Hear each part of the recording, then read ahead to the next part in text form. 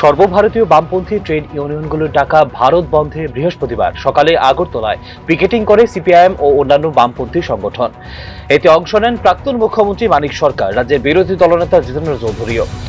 শ্রমনীতি মূল্যবৃদ্ধি, বেসরকারীকরণ এবং নতুন শ্রম কোডের বিরোধিতাকে কেন্দ্র করে এই কর্মসূচি বলে এদিন জানিয়েছেন প্রাক্তন মুখ্যমন্ত্রী মানিক সরকার। বিজেপি সরকার দেশের মানুষের উপরে চাপিয়ে দিয়েছে। তাদের শ্রমিক স্বার্থ বিরোধী, মালিকদের স্বার্থের রক্ষার প্রশ্নে, লুটের যে সুযোগ তাদেরকে বাড়িয়ে দেওয়ার প্রশ্নে যে শ্রমকোড তারা তৈরি করেছে, তার বিরুদ্ধে এই ধর্মঘট। কৃষক এবং কৃষির যে সমস্যা তারা তৈরি করেছে, এর বিরুদ্ধে এই ধর্মঘট। এই যে রেগার মতো কাজ, যে গরিব মানুষ গ্রামের একটু কাজের সুযোগ পেয়েছিল, এটাকে বাতিল করে দিয়ে সস্তায় শ্রমের বাজারে যাতে মজুর পাওয়া যায়, যাদেরকে লুট করা যায়, এটা মালিকদের সুযোগ করে দেওয়ার জন্য তারা এই আইন করেছে। এর বিরুদ্ধে এই ধর্মঘট। এবং আরো বড় কথা, মার্কিন সাম্রাজ্যবাদের সাথে আমাদের দেশের সরকার অতি সম্প্রতি যে চুক্তি করেছে আমদানি রপ্তানির প্রশ্নে, তাতে মার্কিন সাম্রাজ্যবাদকে যে সুযোগ দেওয়া হচ্ছে এবং আমাদের দেশের কৃষি এবং কৃষকদের সামনে যে সমস্যা তৈরি করেছে, যে সংকট তৈরি করেছে, এর প্রতিবাদে ধর্মঘট। এবং এই ধর্মঘটই শেষ কথা না, এর মধ্য দিয়ে সামনের দিনে আরো বড় আন্দোলন তৈরি করার জন্য, গড়ে তুলবার জন্য আজকের ধর্মঘটের মধ্য দিয়ে দেশের মানুষ, সমস্যাপীড়িত মানুষ, শ্রমজীবী অংশের মানুষ, তারা নূতন করে সংঘবদ্ধ হওয়ার শপথ নিচ্ছে।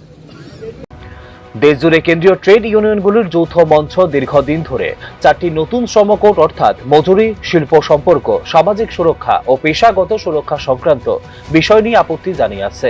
এই কোডগুলোর কারণে শ্রমিকদের সংগঠিত হওয়ার অধিকার ও চাকুরির সুরক্ষা দুর্বল করবে এবং চুক্তিভিত্তিক নিয়োগ বৃদ্ধি পাবে।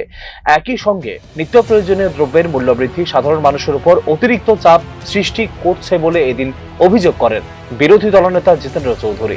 আজকে নরেন্দ্র মোদীর নেতৃত্বে এই দেশকে বিদেশিদের হাতে বিক্রি করে দেওয়ার, আমাদের সমস্ত সম্পদ, তার সাথে আমাদের রাজ্যের যে শ্রমিক শ্রেণী, তাদেরকে সম্পূর্ণ একচেটিয়া পুঁজির দাসে পরিণত করার যে সমস্ত আইন তৈরি করছে, তার বিরুদ্ধে সারা দেশের যে শ্রমিক শ্রেণী তারা আজকে বন্ধ দেখেছে।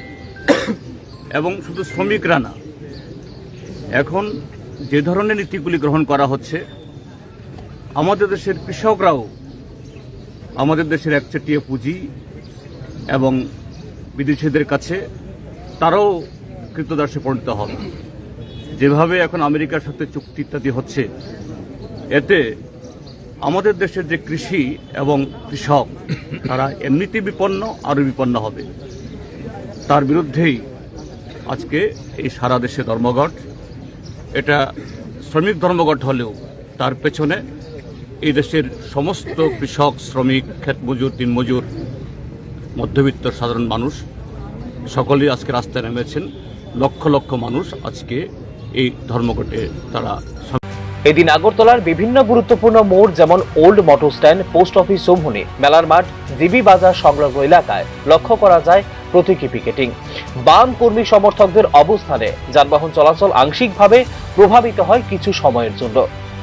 আইন শৃঙ্খলা পরিস্থিতি স্বাভাবিক রাখতে শহরে বিভিন্ন স্পর্শকাতর এলাকায় মোতায়েন ছিল পুলিশ। তবে দেশব্যাপী এই বন্ধের প্রভাব বিশেষ লক্ষ্য করা যায়নি রাজ্যে। নেই বড় ধরনের অপ্রীতিকর ঘটনার খবরও। তবে রাজ্যের কয়েকটি অংশে বেসরকারি পরিবহন পরিষেবা ও ছোট ব্যবসায় আংশিক প্রভাব পড়েছে বলে জানা গেছে স্থানীয় সূত্রে। Bureau report, news now.